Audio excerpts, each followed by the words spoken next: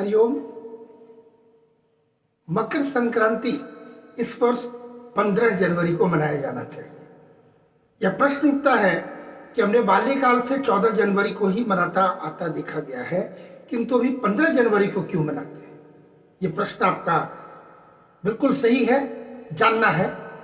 15 जनवरी को इसलिए बनेगा क्योंकि सबसे पहले इसके पूर्व में जानना है कि कोई भी ग्रह एक राशि से दूसरी राशि में जो परिवर्तन करते हैं, इस परिवर्तन को कहते हैं संक्रांति।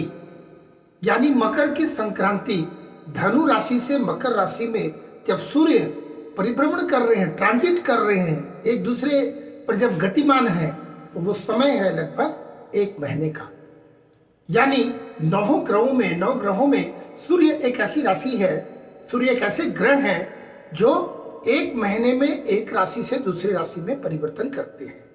इनके परिवर्तन काल लगभग 30 दिन का होता है, कभी कुछ घंटे या एक दिन कम बेसी हो सकता है। एक बहुत बड़ा संयोग चलता आ रहा है। कैलेंडर से कोई लेना देना हमारा नहीं है, लेकिन कैलेंडर एक संयोग है कि कैलेंडर जो एक चल रहा है 14 तारीख, प्रत्येक महीने के 14 तारीख को ही सूर्य एक राशि से दूसरे राशि में परिवर्तन करते हैं। और एक संयोग हो गया कि 14 तारीख को हो गया है, जबकि हमारे जितने भी त्योहार हैं वो हिंदी तिथि से हैं। हमें 14 से इसका कोई तात्पर्य नहीं है। एक संयोग रहा है कि 14 को ही आते हैं। प्रत्येक माह की मैं बात कर रहा हूँ, मात्र मकर की नहीं। तो जब धनु राशि से मकर राशि पे जाएंगे, इस वर्ष रात के समय ट्रांजिट हो रहा है। यानी जब सूर्य प्रवेश करेंगे मकर राशि में, तो उस समय रात का समय रहेगा। तो पहली बात, रात का समय दोपहर के बाद अपराह्न या सायंकाल में प्रवेश होगा। कुछ घंटे का पुण्य काल होता है। इसके बाद संक्रांति मानी जाती है, तो तब तक ये रात हो चुका रहेगा। हम हिंदू मैथोलॉजी में, सनातन संस्कृति में सूर्योदय को अपना नया दिन मानते हैं। रात 12 बजे बिल्कुल नहीं। अगला सूर्योदय 15 तारीख को होगा।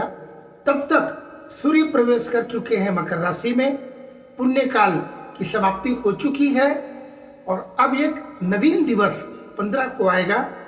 15 को स्नान, दान, पूजा पाठ, जप तप इत्यादि करेंगे, और इस हिसाब से 15 को मनाया जाएगा। एक बात अंत में जानने की आवश्यकता है, 14 को हमने मनाया तो अभी तक तो सूर्य का प्रवेश हुआ ही नहीं।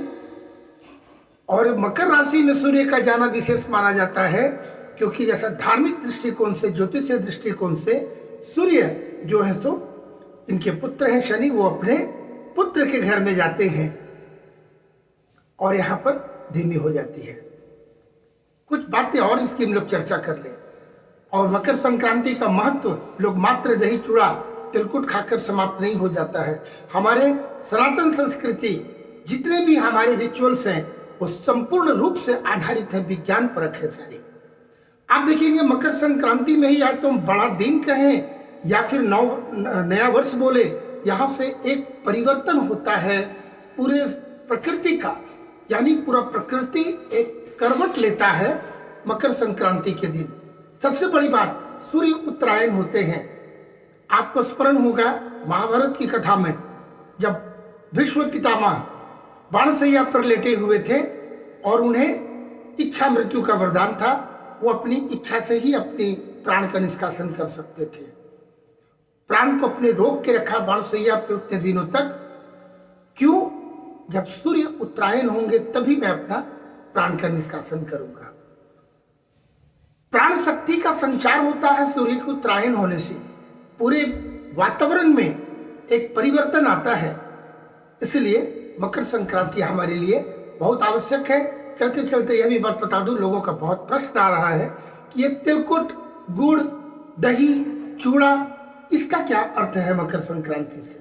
खिचड़ी, जितने भी सुपाच्य बुजुर्ग भी देखेंगे कि इस सीजन पे घर घर पे लोग मौसमी बीमारी के चपेट पे हैं। सर्दी जुकाम, इसे वायरल भी बोल के आजकल बहुत ज्यादा बोले, थोड़ा वायरल हो गया है। वो 1 सप्ताह से बीमार चल रहा है। आप देखेंगे एक व्यक्ति घर पे बीमार हो तो घर के सारे सदस्य को पढ़ना ही है बारी बारी से।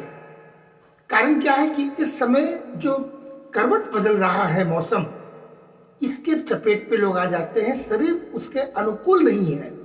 आज की जीवन शैली, ऐसे समय पे हमें क्या भोजन लेना चाहिए। सर्वप्रथम तिल की बात करूं, तिल एक गर्म तासीर की चीज है, उसमें उष्णता है। यदि आप तिल का प्रयोग करते हैं तो आपके शरीर में उष्णता आएगी, आप ठंड के चपेट पे नहीं आएंगे और इसके अतिरिक्त कई प्रकार की बीमारियों से आप बचेंगे।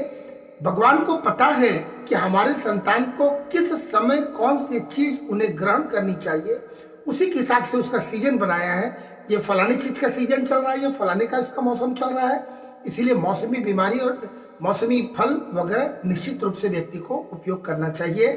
गुड़ सुपाच्य है, रक्त शोधन करने वाली चीज है और जितने भी चीज इससे संबंधित हैं वो पेट के लिए, हमारे शरीर के लिए अनुकूल होता है। उसी तरीके से इसका हम सेवन करते हैं।